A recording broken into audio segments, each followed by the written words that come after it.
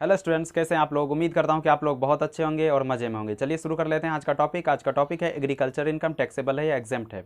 सबसे पहले हम लोग जानते हैं कि एग्रीकल्चर इनकम क्या होता है।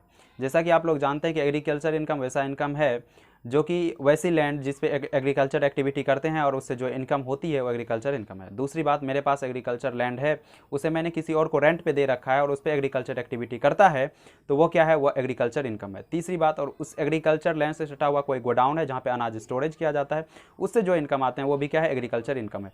अब बात करते हैं कि ये टैक्सेबल है या एग्जेम्प्ट है। According to income tax act 1961 section 10 subsection 1 के अकॉर्डिंग क्या है, एग्जेम्प्ट है। इसका एग्जेम्प्ट होने के पीछे कारण क्या है? कारण यह भी है कि स्टेट गवर्नमेंट के अंदर एग्रीकल्चर इनकम आती है और टैक्स जो होती है, इनकम टैक्स, वो कौन कैलकुलेट करती है, कौन लेती है? वो लेती है सेंट्रल गवर्नमेंट। अब देखिए, यहाँ तक की बातें तो सही थी कि एग्रीकल्चर इनकम एग्जेम्प्ट होती है। आपके मन में जरूर सवाल आया होगा कि सर, अगर एग्रीकल्चर इनकम एग्जेम्प्ट है तो हम इसे सीधा छोड़ देते, इग्नोर कर देते। ऐसा क्यों करते हैं कि पहले ग्रॉस टोटल इनकम में एग्रीकल्चर इनकम को ऐड करते हैं, उस पर टैक्स कैलकुलेट करते हैं, then basic exemption limit plus agriculture income, इस पर टैक्स कैलकुलेट करते हैं और लेस कर देते हैं, जो आता है उसमें एजुकेशन से ऐड करते हैं, फिर मेरा टैक्स फाइनली आ जाता है। ऐसा करते क्यों है, ऐड किया, लेस किया? देखिए, इसका सीधा सा आंसर ये है कि जो इंडिया का टैक्स का स्लैब रेट है वो क्या है, प्रोग्रेसिव इन नेचर है। मतलब आप कम कमा रहे हो तो कम टैक्स दोगे, अगर आप ज़्यादा कमा रहे हो तो ज़्यादा टैक्स दोगे।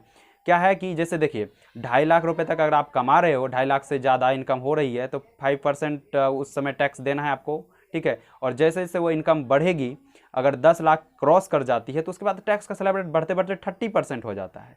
तो जानबूझकर यहाँ पर ज़्यादा टैक्स स्लैब रेट में ढकेला जाता है, जिससे कि ज़्यादा टैक्स वसूला जाता है। अब देखिए, इसको एक एग्जाम्पल के थ्रू भी हम लोग समझ सकते हैं। एग्जाम्पल क्या है कि एक राम नाम का लड़का है, उनकी इनकम जो है एग्रीकल्चर से हो रहा है 20 लाख, और अदर जो 5 हेड हैं, 5 हेड से इनकम उनके आ रहे हैं 4 लाख रुपए। टोटल इनकम कितने हो गए, 24 लाख। अगर हम इसको सीधा छोड़ दें, इग्नोर करें एग्रीकल्चर इनकम को, तो 4 लाख पे क्या होगा, हमें टैक्स कैलकुलेट करना है। तो कितना कम टैक्स होगा, 2.5 लाख तो एग्जाम्प्ट हो जाएगा, बचेगा 1.5 लाख, उस पर 5% के दर से टैक्स कैलकुलेट हो गया। लेकिन यहाँ पे क्या है कि अगर 24 लाख पे करते हैं तो 24 लाख पे करने पे क्या होगा कि ये 30% तक स्लैब रेट में चला जाएगा। उससे क्या होगा कि 30% पे ज़्यादा चला जाएगा, जैसे कि 16 लाख चला जाएगा लगभग 30% के टैक्स के स्लैब रेट में। जब यहाँ पर लेस करेंगे तो वहाँ पर क्या होगा, 30% के टैक्स के स्लैब रेट में बहुत कम रकम जाएगी, जिससे क्या होगा कि टैक्स ज़्यादा जनरेट कर पाएगी, ठीक है। इस एग्जाम्पल से आपको ये लगा होगा कि टैक्स जो है ज़्यादा कैलकुलेट करती है, क्योंकि सरकार ये सोचती है अगर आप ज़्यादा इनकम कर रहे हो ना, आपकी इतनी सारा इनकम है, तो आप अमीर आदमी की गिनती में आते हो। जब अमीर है तो अमीर आदमी को टैक्स का जो स्लैब रेट इंडिया का है वो क्या है, प्रोग्रेसिव इन नेचर, उसको ज़्यादा टैक्स देना पड़ता है।